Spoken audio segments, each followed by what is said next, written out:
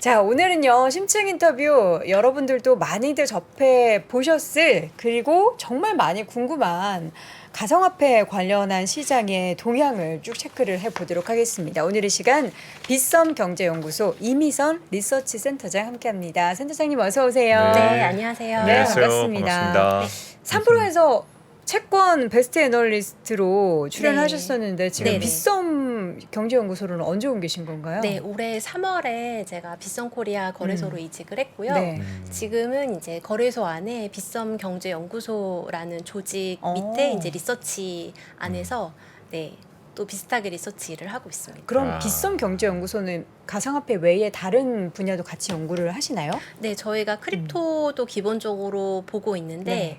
이제 매크로랑 그다음에 규제 관련된 부분까지 아. 같이 커버를 해서 하고 있고 이제 음. 정책 관련해서 담당하시는 이제 변호사님 따로 계시고 음. 네, 이렇게 이제 구성이 돼 있습니다. 아, 네. 네. 이민선 센터장님 같은 경우는 채권에서도 워낙 유명하셨던 분이셔서 음. 저랑 같이 일했었던 분 친구분이시거든요. 아, 그래서 정말요? 예전에 저희 팀에서 슬쩍 탐내셨죠? 한번 스카웃을 한번 말씀을 드려볼까 했었던 것도 기억이 나는데 네. 오늘 오기 전에도 그 친구하고 또 잠깐 얘기를 했었거든요. 아, 네네. 네, 누군지 아시죠? 네, 압니다. 네.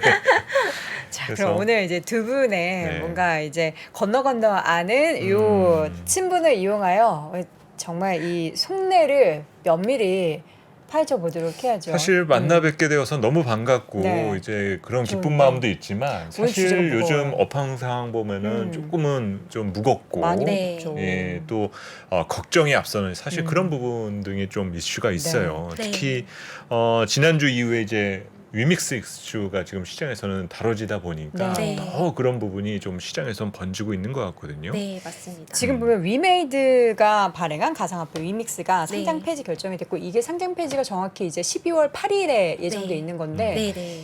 그날 이제 위메이드 대표가 네. 이제 국민을 대상으로 여러 가지 인터뷰를 통해서 나는 네. 억울하다.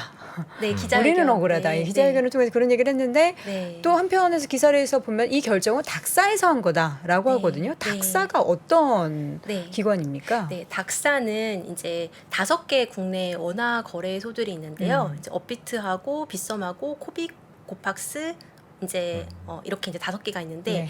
이제 자율 규제 기구입니다. 음. 그래서 이제 거래소가 하는 음. 것들이 보통 상장 어떤 걸 할지 결정하고 그 다음에 그것을 이제 유지시키고 또는 어떤 조건이 맞지 않을 때는 이제 상장 폐지 결정을 하게 되는데 이제 이러한 중요한 결정들이 있어서 거래소들이 이제 그동안은 개별 거래소들이 이제 각자 판단을 하면서 그러한 결정들을 해왔어요.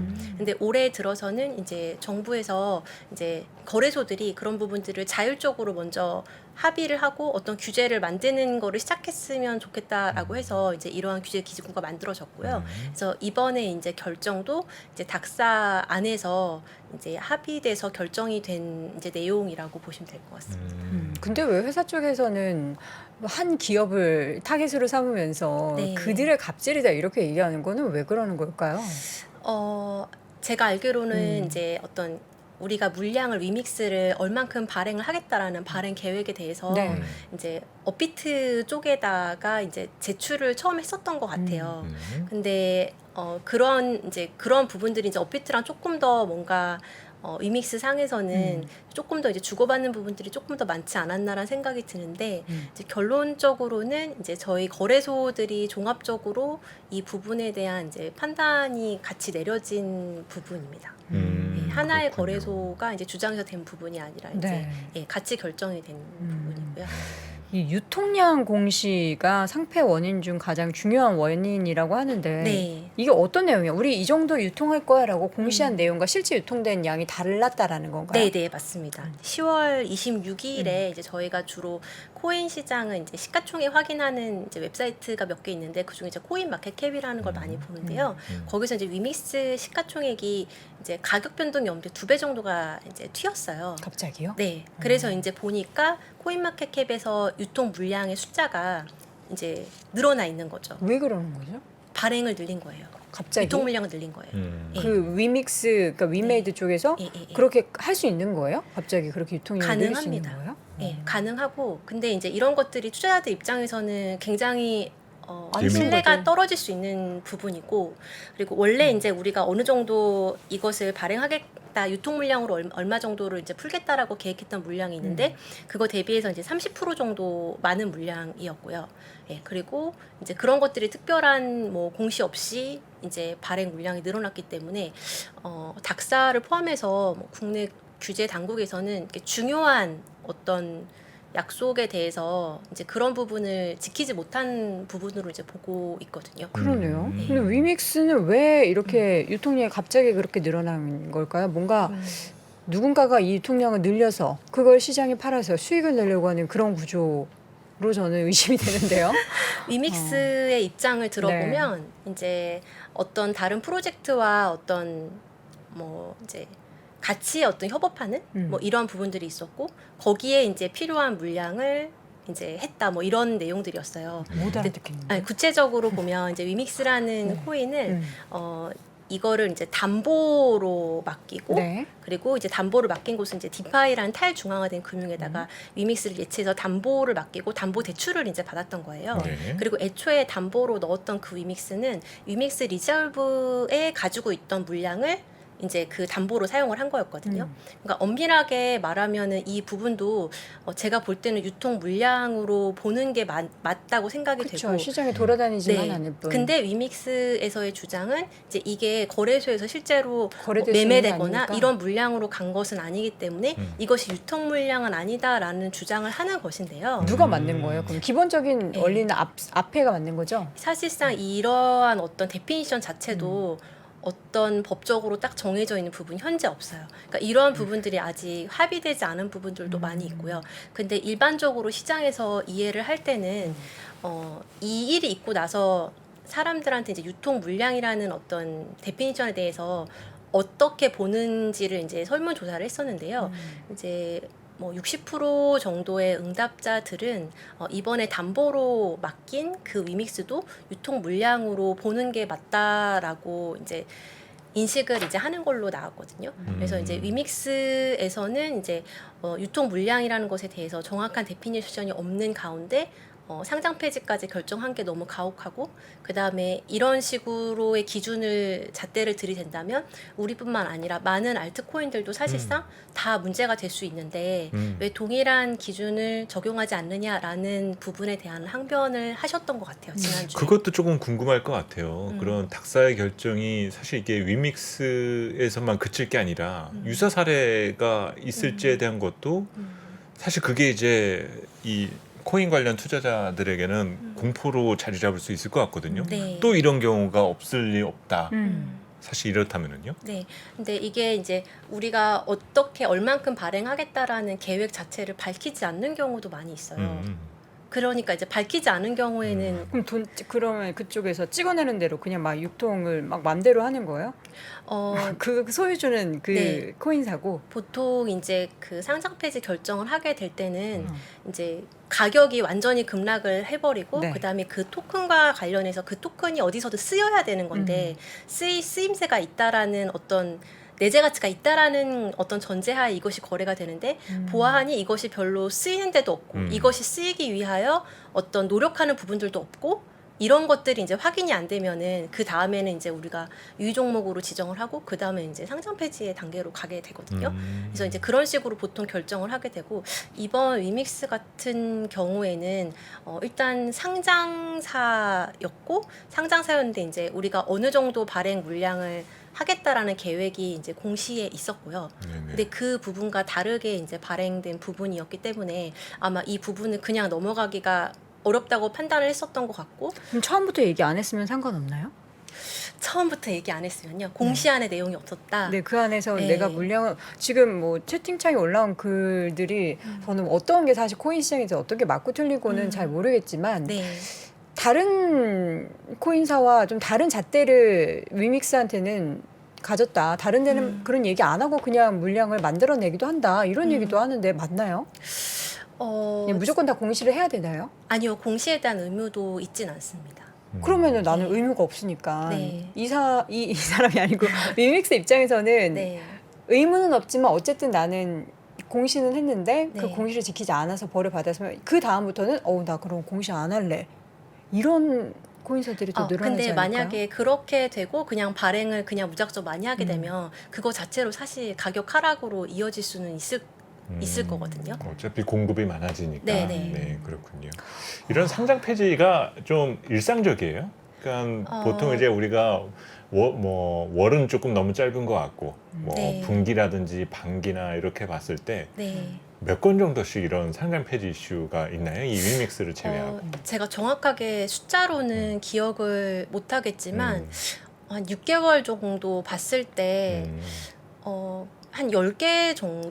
정도는 네네. 상장 폐지 결정들이 있었던 것 같습니다. 그렇군요. 네. 그래서 사실 뭐 가격 변동도 상당히 커져가고 있고 또 뭐 우리 국내뿐만이 아니라 지금 전 세계 가상자산 관련된 어떤 디밸류에 네. 대한 논쟁들이 있는 상황이다 보니까 네. 더 걱정이 커지는 부분인 건 맞아. 맞는 것 같아요. 이게 이제 우리나라에서 5개 거래소에서 상장 네. 폐지가 결정이 됐고 네. 여기 또 보니까 그날도 어쨌든 급락은 했지만 거래는 되고 있는 걸 보면서 이게 네. 또 해외의 거래소에서는 음. 거래가 되기 때문에 이게 어느 정도 계속 가격이 유지되는 것 같다 이런 분석도 좀 있긴 하더라고요. 네네네. 근데 결국에는 이제 상장 폐지가 되면 우리나라 거래소에서 가지고 계셨던 분들은 네. 휴지 조각이 되는 거죠. 네, 일단 국내 거래소 안에서는 상장 폐지가 되는 네. 것이기 때문에 음. 국내에서는 그렇게 될 것 같습니다. 앞으로도 그러면 이런 문제가 생겼을 때 이렇게 상장 폐지가 결정되는 사례는 더 늘어날 수도 있겠네요. 아니면 더욱더 이 관련된 뭔가 규율을 더 강화해서 네. 공시된 내용을 완전하게 뭐 처음부터 그냥 공시를 규범으로 만들든지 뭐 이런 게 좀 생겨나야 되지 않을까요? 네, 그래서 사실 지금 코인을 발행을 하고 그것을 운영하는 데 있어서 네. 필요한 어떠한 최소한의 정보를 제공을 해야 된다거나 이런 법적인 의무 조항이 없어요. 그러니까 위험하죠. 그런 것이 없고 어떻게 보면 약간의 자율성에 맡기고 있고 대신 시가총액이 워낙 크고 사람들의 관심이 많은 것들은 어쨌든 사람들이 계속적으로 그러한 정보를 요구하기 때문에 그거에 대한 어떤 발행 계획이나 이런 것들을 이제 밝히는 이런 식으로 지금 가고 있는 상태인 것 같은데요.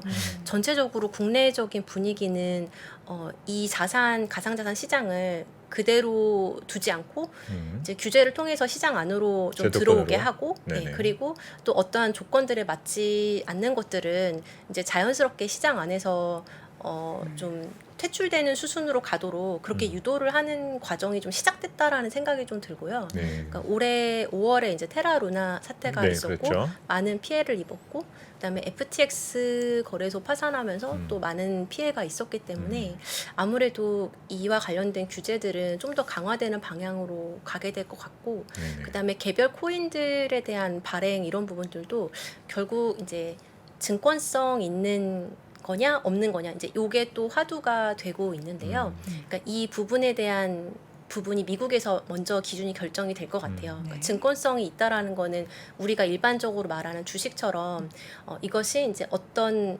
운영하는 사람의 어떤 재량에 의해서 이 가치가 높아질 확률이 있는지 그리고 우리가 돈을 투자를 했을 때 그 제3자의 노력에 의해서 이것의 가치가 높아질 가능성이 있는지 이런 어떤 증권성 여부를 판단하는 이런 하위 테스트 기준이 있는데 이것을 기준으로 해서 증권성이 있는 걸로 판명이 되면 아마 지금 증권에 적용되는 거와 동일하진 않지만 거의 어느 정도는 좀 유사한 수준의 어떤 정보 공시 의무라던가 아니면 발행자의 자격에 대한 것들을 제한한다거나 이런 것들이 아마 시작이 되지 않을까라는 좀 생각이 듭니다.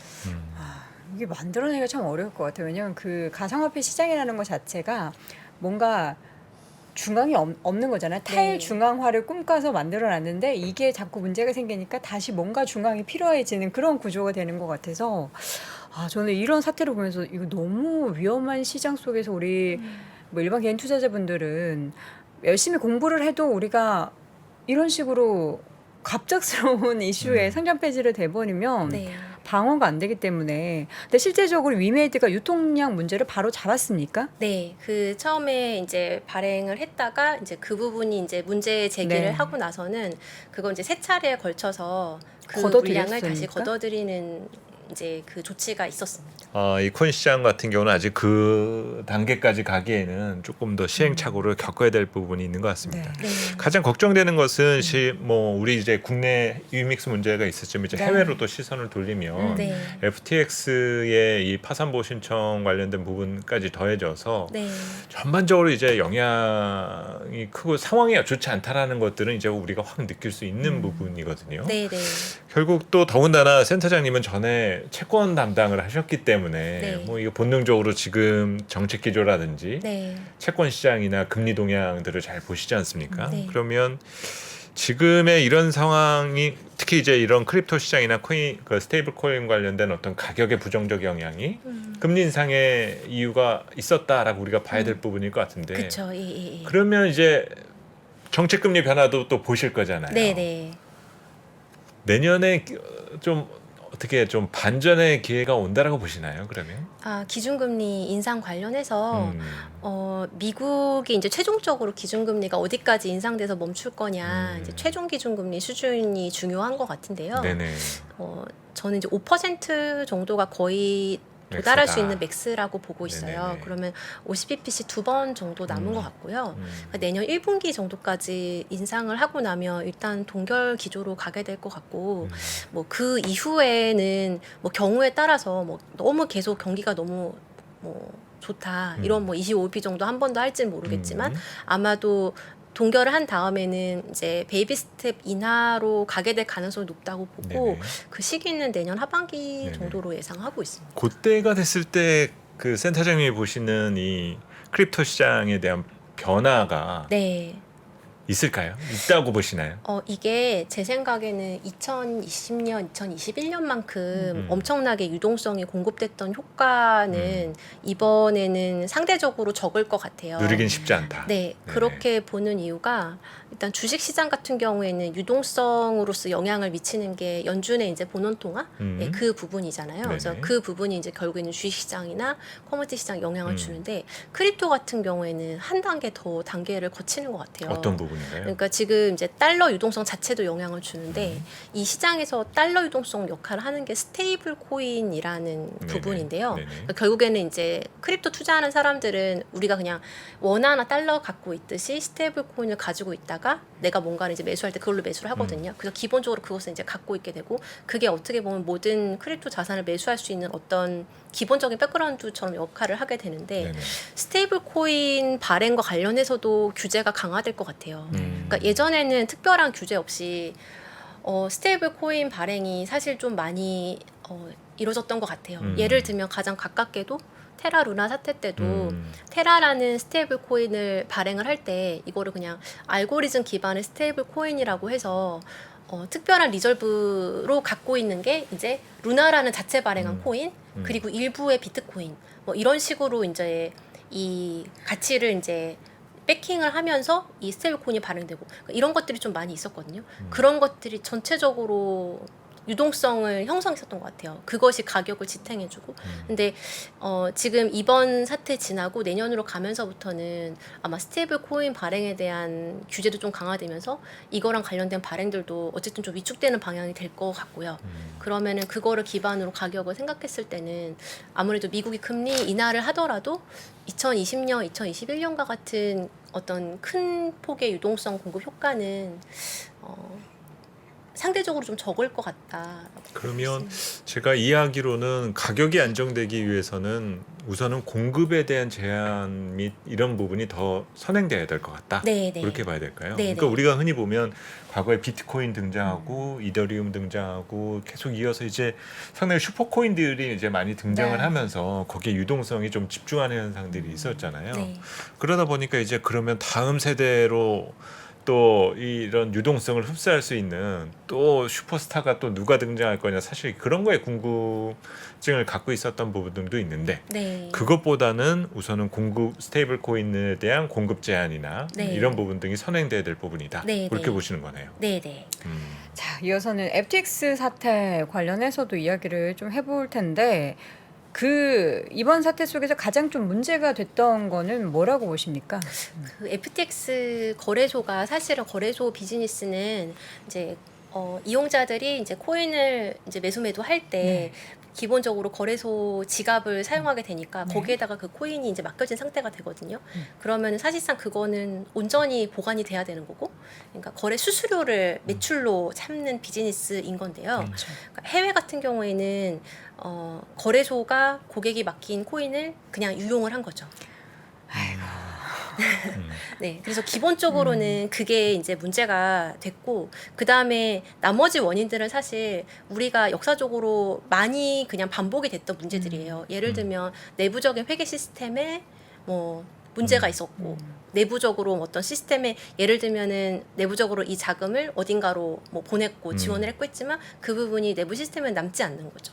그리고 뭐 이제 내부적으로 뭐 자금을 뭐 개인적으로 유용한 정황들도 있었고, 예.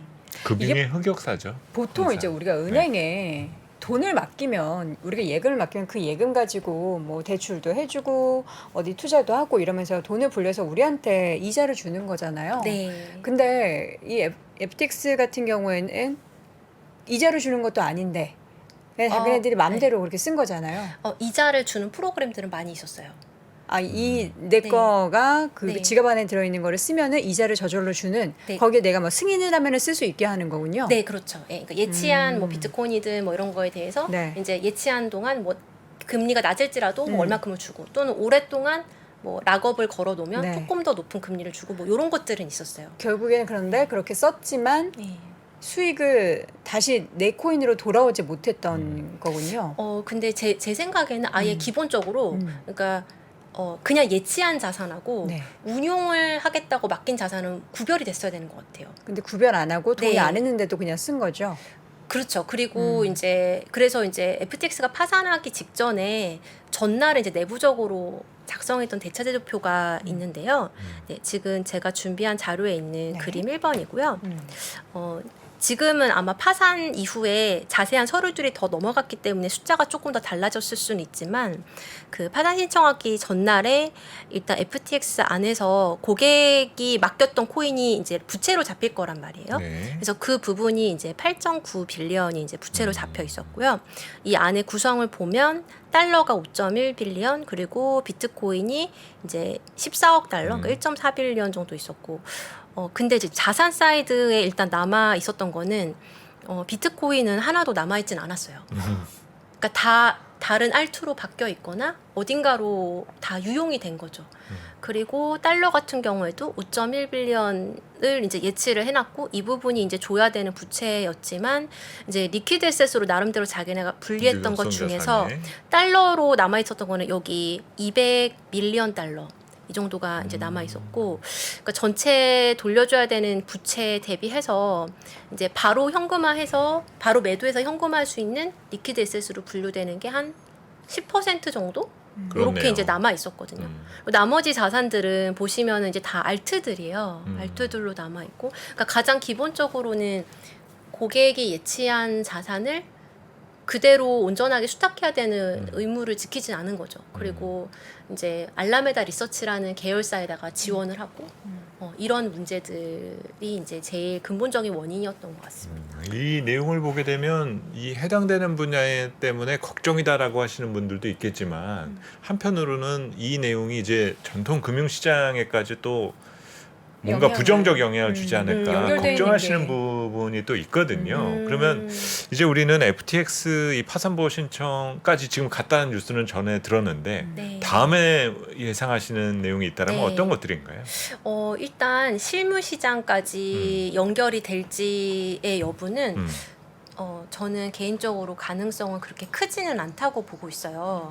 왜냐하면 지금 아직 실물 시장하고의 연결고리가 지금은 그렇게 많이 연결이 돼 있지는 않은 것 같거든요. 네. 근데 크립토 시장 안에서 조금 더 잠재적으로 터질 수 있는 부분은 조금 더 남아 있다고 보는데요. 네, 지금 이제 그림 3번을 준비를 했는데 네, 여기 이제 FTX 거래소가 있고요. 네. 그리고 이제 문제가 됐던 것이 아까 말씀드렸던 이제 고객이 맡긴 자산들이 한 절반 이상 정도가 알라메다 리서치라는 계열사로 지원이 됐습니다. 그러니까 이게 보통 우리 은행이 뭐 지급 준비율 뭐 이런 거 있잖아요. 근데 그런 게 없는 거죠. 여기. 그런 거 없는 거죠. 예, 그런 거 없고 이렇게 이제 유용을 한 거고 고객 자금 유용을 한 거고 그 다음에 이제 이 크립토 시장 안에 제너시스 글로벌 트레이딩이라는 이제 좀 가장 큰 VC 회사가 있고요. 네. 이 회사가 또 여러 가지 이 자산을 운용하는 어떤 프로그램들을 많이 만들어서 운용을 했어요. 근데 지금 이 회사도 한 1억 7,500만 달러 정도를 FTX에 예치했던 게 이번에 FTX가 파산을 하면서 지금 유동성 이 부분이 이제 돌려받지 못하는 이제 유동성이 된 거잖아요. 근데 이 금액이 전체 이 제네시스 글로벌 트레이딩이라는 총 자산 28억 달러 회사 대비해서 이 금액이 아주 큰 건 아님에도 불구하고 네. 이게 묶이고 나서는 여기에서 운영하는 제네시스 글로벌 캐피탈에서 운영하는 어떤 이제 언 프로그램이라는 게 있는데 네. 이 여기서도 이제 인출 중단 결정이 내려지게 되거든요. 언 프로그램. 예, 언 프로그램이라는 거는 네, 크립토를 맡기고 이제 수익을 받는 이런 어떤 상품의 구조인데요. 그래서 이제 제미니 거래소라든지 이제 몇몇 거래소들이 이 네. 상품을 이제 사용을 하고 있습니다. 네. 그래서 예, 지금 그림 4번을 보게 되면 이제 렌더나 서비스 이용하는 사람들이 이 크립토를 이제 여기다가 맡기게 되고요. 제너시스 언 프로그램에다 맡기게 되고 이게 이제 뭐 거래소에서 이 프로그램을 제공할 수도 있고 그리고 여기서는 이제 제너시스 글로벌 트레이딩으로 이 크립토 자산이 이동을 하게 되고 여기서는 이제 이 크립토를 갖다가 다양한 투자를 하게 됩니다. 근데 이 투자물들이 이제 뭐 어떤 게 있는지 이런 것들이 사실 알려져 있지가 않고 그다음에 여기에서 투자한 어떤 이익을 가지고 돌려주는 이런 피를 돌려주는 이런 구조거든요. 그러니까 크립토를 운용한 거에 대한 수익을 돌려받는 구조고 당연히 여기서 손실이 발생하게 되면 제너시스에서 손실이 발생하게 되면 뭐 이 어떤 서비스를 이용했던 유저들도 같이 이제 영향을 받게 되는 구조인데 지금 이런 어떤 언 프로그램을 또 이용을 했던 크립토 투자자들이나 크립토 업체들이 좀 많이 있었던 걸로 알려지고 있어요. 그리고 이제 아까 말씀드렸던 이제 어떤 거래소 같은 경우에는 이 부분이 이제 지급 중단이 되면서 또 그 거래소에서도 이제 가상자산이 이제 인출이 많이 발생하는 이런 뱅크런과 같은 현상들이 또 목격이 됐고요. 네. 그러니까 지금 크립토 시장에서는 이런 식으로 조금 연결돼서 일어날 수 있는 문제점들에 대해서 좀 잠재적인 부분이 좀 남아있다고 보고 있고 그러니까 실물 시장하고는 아직까지는 다행히 전이되는 거는 포착이 되고 있지는 않은 것 같아요. 그래서 이제 주식시장하고 이제 가상자산 시장 가격도 지금은 좀 달리 가고 있는 부분도 그런 부분에 좀 기인을 하고 있는 것 같습니다. 뭐 많진 않겠지만 열심히 대출받아서 코인 투자한 우리 개인 투자자분들이 실물 시장에서 돈을 빼다가 가상자산을 투자한 거 아니겠습니까? 한때 그랬었죠, 사실. 네. 네. 근데 이렇게 이제 혼란이 나타나서 뭐 규제를 해야 된다라는 얘기는 많이 나오지만 실질적으로 이게 규제가 가능한지 지금 사실 관련한 법을 만드는 것 자체가 너무 어렵잖아요. 이게 뭐 어디에 포함되는지조차 지금 코인이 막 비트코인이 엄청나게 크게 올랐을 때가 2017년부터였었죠. 네, 네. 그때 이후로 지금 몇 년이 지났는데도 관련 법도 제대로 만들어지지 못하고 있는 상황인데 네. 대책 마련은 영 어려운 건가요? 일단 국회 한 17개 정도 법안은 현재 발의가 되어 있는 걸로 알고 있고요. 근데 이번에 그동안은 이제 발의만 돼 있고 이게 정식으로 이제 법으로 제정되지 못했는데 이번에 테라 루나 사태랑 FTX 사태가 있었기 때문에 아마 이게 내년 초 정도에는 어떤 완성된 형태로 나오게 될 걸로 좀 기대가 되고 있고 그래서 아마 기본적으로는 현재 국내 거래소 같은 경우에는 그래도 해외랑 다르게 이제 고객들이 맡긴 자산에 대해서는 그것을 이제 자의적으로 운용하는 거는 이제 금지되어 있고, 그러니까 그런 것들은 현재 이제 적어도 5대 원화 거래소 같은 경우에는 그 부분을 지키고 있고, 그다음에 부채보다 자산이 많은지 이런 것들을 이제 분기나 반기 보고서를 통해서 이제 공시를 하고 있거든요. 네. 그런 게 아마 의무화가 될 것 같고요. 그다음에 아마 이제 거래소가 파산을 하게 됐을 때 맡겼던 예치금이나 가상자산에 대해서 거래소가 함부로 그것을 매도하거나 어떻게 하지 못하도록 하는 뭐 이런 투자자 보호하기 위한 어떤 법안들 이런 것들이 아마 제정이 될 것 같습니다. 사실 이제 코인 시장은 신뢰가 너무 많이 깨졌던 사태들이 벌어지고 있잖아요. 네. 뭐 루나테라, 이번에 FTX, 위믹스, 뭐 그 외에도 너무나 많은 이슈들이 지금 부정적인 쪽으로 많이 흘러가고 있어서 이거 다시 신뢰도 회복하려면 문제가 생길 것 같고, 사실 우리 센터장님도 빗썸 경제연구소에 계시다 보니까 네. 내부적으로도 굉장히 많이 이 부분에 대해서 우려를 하고 계실 것 같은데 네. 뭐 어떻게 좀 대안을 마련하고 계실까요? 일단 지금 이제 저희도 그렇고 해외 다른 거래소들도 그렇고 일단 FTX처럼 이제 우리가 하고 있지 않다라는 거를 증명하기 위한 노력들을 네. 많이 하고 있는 것 같아요. 음. 그래서 뭐 예를 들면은 이제 바이낸스 CEO가 이번에 이제 FTX가 파산을 하고 나서 이제 이야기를 했던 거가 어떤 지급준비금 증명을 해야 된다 이런 이제 제안을 좀 했었고요. 이만큼 우리는 들고 있다. 실물 네. 자산을 네. 보유하고 있다. 네. 근데 이게 엄밀하게는 이제 부채랑 자산 양쪽이 다 검증이 돼야 되는 부분인데요. 그러니까 부채 쪽은 이제 이용자들이 갖고 있는 개별 계좌들 그 안에 있는 코인들 이 수량이 전체적으로 다 거래소가 부채로 제대로 다 잡고 있는지 네, 이 부분을 이제 증명하는 하나의 방법으로 이제 머클트리라는 방식을 뭐 제안을 했어요. 그래서 지금 그림 7번에 보시면은 이제 이런 형태로 되어 있는 어떤 이거는 데이터베이스의 한 형태인데요. 이거는 이제 개개인들이 내 계좌가 지금 이 거래소 안에 부채로서 누락되지 않고 포함되어 있는지를 확인할 수 있는 하나의 방법 중에 하나예요. 근데 이제 요거는 이제 부분적인 어떤 증명 방법이 되는 거고 전체 부채가 얼마인지 그리고 거래소가 그럼 자산으로 잡고 있는 거는 얼마인지 뭐 이런 것이 이제 다 공시가 돼야 되거든요. 근데 자산 같은 경우에는 그래서 지금 거래소들이 이제 지갑 주소를 공개하는 형태로까지 가고 있어요. 그러니까 지갑 주소를 공개하게 되면 현재 보유 자산이 얼마인지를 나타내는 것뿐만 아니라 아예 어떤 거래 내역이 있었는지까지도 다 보여지게 되거든요. 그래서 누구한테 보여줘요?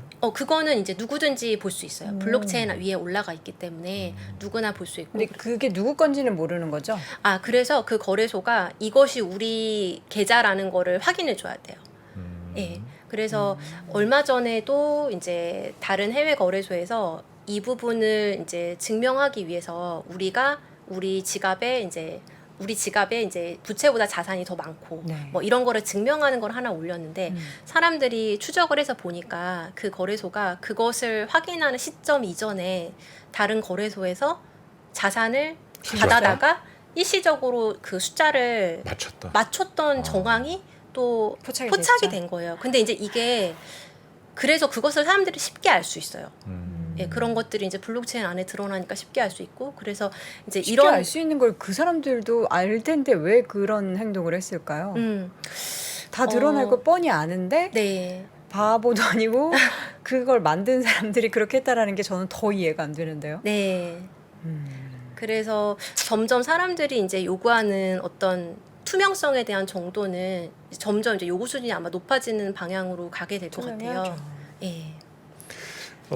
센터장님은 얼마 전까지만 해도 이제 증권사 리서치 센터에서 네. 이맘때면 항상 이제 연간 전망 네. 하시고 내년에 금리 전망 하시고 정책 전망 하셨잖아요. 네. 지금도 이제 비슷한 일은 계속 하고 계실 텐데 네. 네.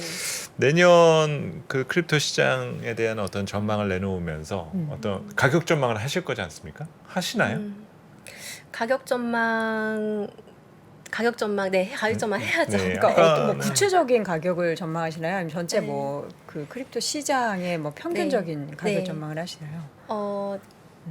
비트코인을 기준으로? 중심으로 가격을 전망하고 있고 네. 그 다음에 다른 이슈들에 대한 부분들을 같이 다루고 있습니다. 오늘 되게 불편하실 거예요. 사실 이 이슈가 굉장히 좋은 시각으로 바라보는 투자자들이 아무도 없잖아요. 그 네네. 코인에 투자하는 사람들도 속이 터지고 네. 그냥 바라보는 사람들도 이거 뭐야 라는 그런 정말 다 부정적인 시각만 있기 때문에 네. 오늘 센터장님이 진짜 어려운 자리에 지금 가시방석에서 앉아 계셔가지고 질문하면서도 저는 궁금해서 질문하면서도 되게 죄송스러운 마음을 갖는데 또 어쩔 수 없이 대답해 줄 수 있는 분이 우리 센터장님밖에 없으니까 얘기를 더 해주셨으면 좋겠습니다. 어떻게 그럼 가격적인 측면에서는 지금 신뢰도를 잃은 시장이기 때문에 앞으로도 좀 어려울 거라고 보십니까? 원래는 기관 투자자들이 이제 조금 더 투자를 할 거라는 기대가 있었던 것 같고, 네. 그다음에 네. 불과 몇 개월 전까지만 해도 이제 미국 은행들 같은 경우에는 이제 비트코인이나 이더리움 쪽에 대해서는 이제 수탁하는 업무들을 많이 세팅을 했었어요. 맞아요. 그래서 아마 내년쯤 되면은 조금씩 기관 투자자들이 뭐 투자를 할 거다라는 기대도 있었고, 근데 많이 나왔었죠. 블랙록부터 시작해가지고. 네, 블랙록도 네네. 있었고, 그 다음에 뭐 멜론 은행 이런 음. 은행들도 있었고, 근데 이번에 이제 FTX 파산이 있었기 때문에 일단 기관 투자자들의 입장은 이제 보수적으로 좀 많이 바뀌었을 것 같고, 본격적으로 투자하는 시점도 좀 지연이 될 것 같아요. 그리고 일단은 기관 투자자들이 들어오기 위해서는 기본적인 이런 어떤 규제들이 들어오는 게 먼저일 것 같아요. 시스템을 먼저 예. 만들어야 된다. 그러니까 거래소에 대해서도 거래소가 이러이러한 것들을 이제 예를 들면 고객이 맡긴 자산에 대해서 완전히 분리해서 수탁하거나 또는 제3자에게 수탁을 맡기거나 뭔가 이런 자산의 투명성을 더 보강하는 방식으로 그런 것들이 규제가 들어온 다음에 아마 투자가 될 수 있을 것 같아요. 지금 말씀하시는 것들이 대부분 현재 기관 투자자들이 요구하고 있는 것들이겠죠? 네. 네, 그렇군요. 아, 이게 참 저희도 저 같은 경우에는 사실 굉장히 새로운 영역이기도 하고 저도 이제 코인 당연히 투자를 해봤죠. 해봤지만 해보셨군요. 네, 네. 궁금하니까 예. 근데 해봤지만 넣어봤지 빼본 적은 없습니다. 빼본 적은 없는데 뭐 저는 뭐 이런 식으로 사실 투자라고 보기에는 좀 어렵게 공부를 하고 뭐 이렇게 뭐 사고 그랬던 건 아니니까요. 맞아요. 근데 네. 비트코인만 그냥 놓고 봤을 때 뭐 다른 코인도 그러겠지만 이게 채굴이라는 개념이 있잖아요. 네. 그렇기 때문에 앞으로에도 이 관련해서 이게 가치가 어느 정도인지 명확하게 산정하는 것 자체가 굉장히 어려운 과제일 텐데 네, 센터장님은 네. 그걸 어떻게 좀 평가를 하실까요? 그동안은 비트코인 가격 얘기를 할 때 이제 반감기를 많이 봤어요. 이게 4년마다 신규로 공급되는 공급량이 이제 절반으로 줄어들고 그렇죠. 그러면 이제 공급 곡선은 이제 이동하는 부분이 이제 굉장히 적게 움직이게 되는데 만약에 수요가 늘어나는 게 일정하다고 하면 가격 같은 경우에는 이제 익스포넨셜하게 상승하는 그렇죠. 흐름들이 나타나게 되는데 네네네. 이게 이제 과거까지 나타났던 패턴이었고요. 근데 이제 이 반감기가 이제 2024년에 이제 그 시기가 오게 되는데 이제 보통은 반감기가 오기 6개월에서 1년 전 정도부터는 이제 가격이 먼저 오르기 시작을 먼저 했었고, 반응한다. 예, 그렇게 따지면 이제 내년 또는 뭐 올해 말부터라고 봐야 되는 건데 지금 이제 이렇게 미국 기준금리 인상하는 시기하고 그다음에 여러 가지 어떤 신뢰를 잃는 사태들이 많이 겹치다 보니까 이번 같은 경우에는 이제 반감기를 적용을 하더라도 아마 우리가 과거에 봤던 폭보다는 상승폭은 좀 제한될 수밖에 없지 않을까라는 생각이 들고 수요가 예전만큼 강하지는 않다는 거군요. 네. 네네. 그리고 아까 말씀드렸던 것처럼 크립토 시장의 유동성이라는 부분이 그동안은 규제가 없었기 때문에 레버리지가 되게 자유로웠거든요. 아, 네. 그러니까 디파이 시장에서는 그냥 어떤 코인이든 담보가 있으면 그것을 대상으로 하면 맥수를 거의 300%까지도 레버리지 창출이 가능했어요. 그리고 그거에 대해서 누구도 이 디파이 시장에는 레버리가 너무 높으니까 더 이상 대출을 해주지 마라 이런 규제도 당연히 없고, 그러니까 전통 시장 대비해서는 이런 부분에 차이가 있었거든요. 그러니까 당연히 이 시장에서 이것들을 기반으로 해서 형성되는 시가총액이나 가격이라는 거는 실물 시장의 자산 가격 오르는 속도하고는 완전 다를 수밖에 없었는데 만약에 지금 이 부분에 대한 규제가 들어오기 시작을 하면 당연히 디파이 시장에서의 레버리지의 수준이라던가 그 다음에 스테이블 코인이 발행됐을 때 전체적인 시가총액이라던가 이런 것들이 예전보다는 기본적으로 좀 줄어들 것 같아요. 예를 들면 적어도 알고리즘 스테이블 코인 같은 거는 아마 시총에서 빠지게 될 것 같고 뭐 이런 것들이, 그리고 이제 스테이블 코인도 발행을 할 때 너네 지금 제대로 지금 리졸브를 다 쌓으면서 발행을 하고 있는 거야? 아니 리졸브도 없이 그냥 찍고 있는 거야? 이런 것들에 대해서 조금 더 엄격하게 들어오게 될 것 같아요. 예, 그렇게 되면은 이제는 이제 과거에 2020년, 2021년 하고 비교했을 때보다는 이제 가격을 지지해주는 유동성의 자체가 깊이가 조금 줄어드는 쪽으로 가지 않을까. 네, 그래서 반감기를 앞두고 있기는 하지만 가격의 상승하는 폭이나 이런 것들이 과거에 우리가 반감기를 거치면서 상승했던 것 대비해서는 조금 제한되는 수준이지 않을까라고 생각합니다. 네. 그렇군요. 가격에 대해서 좀 긍정적인 얘기도 있어요. 우리 센터장님이 네. 좀 체크를 해주세요. 네. 이분이 그렇게 얘기하셨대요. 뭐 사실 뭐 캐시우드의 어떤 주장은 사실 뭐 앞으로의 신경제에 대해서는 상당히 희망적인 메시지를 항상 네. 강조를 해왔지 않습니까? 네. 그리고 뭐 사실 이걸로 수익을 많이 봤다라는 것도 우리가 전해 들었어요. 그쵸. 실제로 뭐 그분 계좌를 우리가 본 거는 아니지만, 네. 근데 사실 이런 어떤 변화가 결국에는 기관 투자자들도 사실 이런 변화에서 준비를 해야 된다라는 얘기들이 있었던 거지 않습니까? 네, 네. 아까 이제 요즘은 좀 소강 상태다라고 얘기를 하고 있는데 앞으로 수년 내에는 다시 재개될 수 있다라고 보시나요? 아, 어떤 재개는 어떤 그 기관 투자자들의 네. 이런 가상자산이나 이런 크립토 시장에 대한 어떤 비중 확대나 네, 투자 네. 재개라는 부분 등이요? 네, 저는 지금 이제 아마도 기관 투자자들이 진입을 하게 된다면 비트코인이나 이더리움처럼 완전히 메이저 쪽으로만 일단 유입이 되지 않을까라는 생각이 들고 나머지 많은 알트코인들 같은 경우에는 극히 일부만 이제 기관 투자자들의 선택을 받을 거란 생각이 이렇게 드는데요. 만약에 그러면 그런 알트코인에 대한 어떤 투자 소문이라든지 그런 거는 이제 근거 없는 낭설이겠네요, 당분간은.